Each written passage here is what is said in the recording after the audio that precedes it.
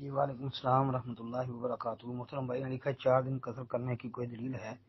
جبکہ فتح مکہ کے بارے میں آتا ہے کہ نبی علیہ السلام جتنے دن مکہ رہے قصر نماز پڑھتے رہے۔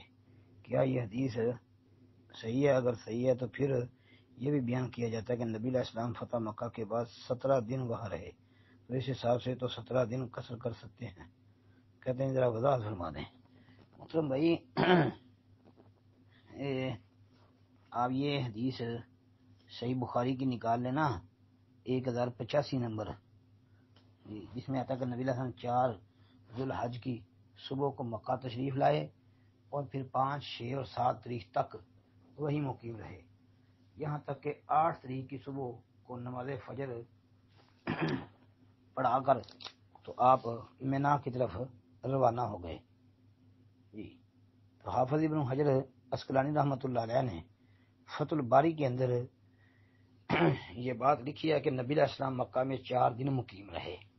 ٹھیک ہے، 4 دن مقیم رہے تھے، اور فقہا اور ائمہ کا اس مسئلے میں کافی اختلاف ہے، جن میں سے امام شافعی، امام مالک اور امام احمد بن حنبل رحمۃ اللہ علیہ مجمعین، یہ 3 بڑے امام جو ہیں وہ یہ کہتے ہیں کہ 4 دن کا اگر ارادہ ہو تو مکمل نماز پڑھے گا، اگر اس سے کم کا ارادہ ہوگا تو قصر نماز پڑھے گا، ان کی یہ رائے ہے۔